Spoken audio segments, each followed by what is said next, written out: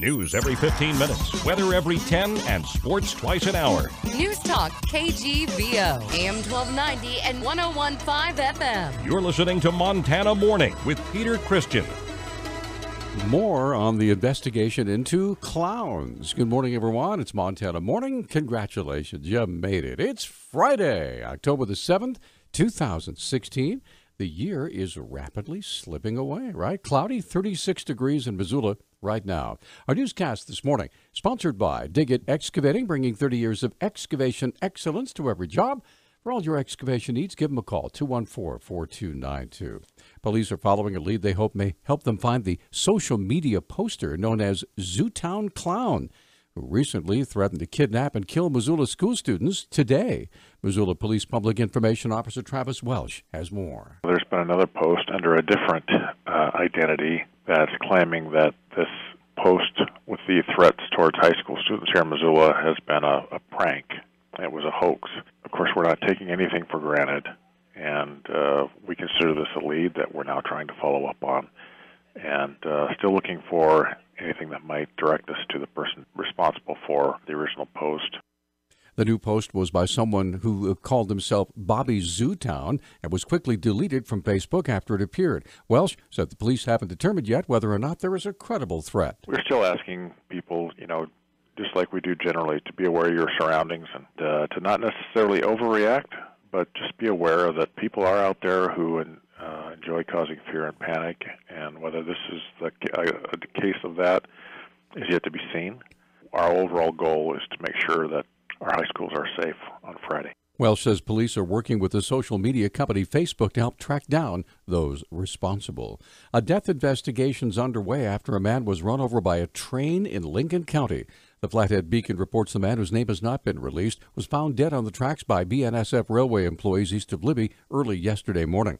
Investigators say the death appears to be accidental. No other information has been released. Opposition continues as developers of the old Missoula Mercantile Building attempt to build a new residence inns and suites on the historic footprint.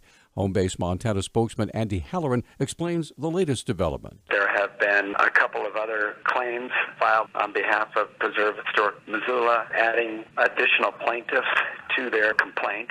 And then recently there has been a request for a temporary restraining order to prevent any activity going on at the Mercantile. Halloran questions the motives of the group called Preserve Historic Missoula. Just because somebody doesn't agree or like a decision, such as the one that the City Council came up with, doesn't give them the right to delay a project unless perhaps they have their own development plans. I think that would be a great question for Page Good and others. Perhaps they're ready to purchase the building and they've got a plan. Halloran says Home Base Montana is ready to begin the hazardous materials abatement process and then to carefully deconstruct the old building. The Montana governor's race has generated more broadcast television ads than all but one of the 12 states' gubernatorial elections this year. Data released yesterday by the Center of Public Integrity show the 38,868 ads broadcast in Montana between January of 2015 and October 3rd is second only to the number of ads that have aired in the Missouri governor's race. More than $5.5 million has been spent on ads so far by Republican candidate Greg Gianforte, Democratic Governor Steve Bullock, and two third-party party organizations. They're getting a lot of airtime for their money relative to other states. In North Carolina's race, for example, nearly 36,000 ads have aired at a cost of $19.4 million. The figures don't include ads that aired on cable, radio, or online. It's been a wet and cloudy October so far for most of Montana, but Phillips and Valley counties are experiencing a deluge that has left some roads flooded. National Weather Service meteorologist Ted Jumba explains. We've had reports of close to 6 inches of rain over much of Phillips County. It's caused a lot of flooding from there on downstream to the Glasgow area. It's a big upper-level low-pressure system that drew in a lot of tropical moisture from Gulf of Mexico and the Pacific Ocean, and it all converged over our area.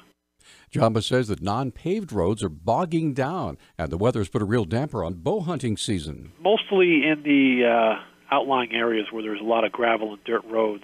We've had reports of hunters that are in the area, and they're not being able to travel very well because a lot of the muddy roads are just hard to travel on with all this rain. So they're either hunkering down or they've canceled their plans and left the area. Champa says the flooding is expected to be concluded by next week.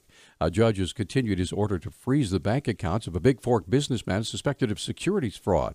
Deputy Securities Commissioner Lynn Egan testified Tuesday that John Kevin Moore collected over $2.5 million from 36 investors and made payments to earlier investors with funds from later investors.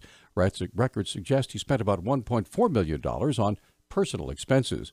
The Missoulian reports attorney Sean Hinchy told District Judge Robert Allison that continuing to freeze the accounts could jeopardize a possible sale of oil and gas leases that could help Moore repay the people who invested in Big Sky mineral resources. This could be the start of a beautiful friendship as Uber, the University of Montana, and the Missoula DUI Task Force join forces to curb drunk driving after Grizzly games. Director of the DUI Task Force, Lonnie Hutchison, has details. Just a couple weeks ago, Uber launched in Montana, and they are working with Grizzly Athletics to get the word out to the students that they can score a discounted ride with the promo code GOGRIZ, and we're hoping that folks will take advantage of this new safe ride alternative. Hutchison says the collaboration may have already saved some lives this past weekend. One of our long-standing members was reporting that she is now an Uber driver, and she ended up giving, I think, 21 rides this weekend. 19 of those passengers that rode with her had been drinking, and so very exciting to think that we have all these additional safe ride options for folks now. To receive the $15 discount, use the link on our website to contact Uber, then use the promo code GOGRIZ. The pickup zone's located directly in front of the Adams Center parking lot. Our news talk time now is 6:11. News Talk, KGVO. Missoula's official weather station. Patchy fog this morning will give way to mostly cloudy skies. Rain is expected this afternoon with our daytime highs in the low 50s. Showers early this evening with our lows in the 40s. A chance of rain Saturday, sunshine Sunday. I'm meteorologist Brooke Foster, KECI 13.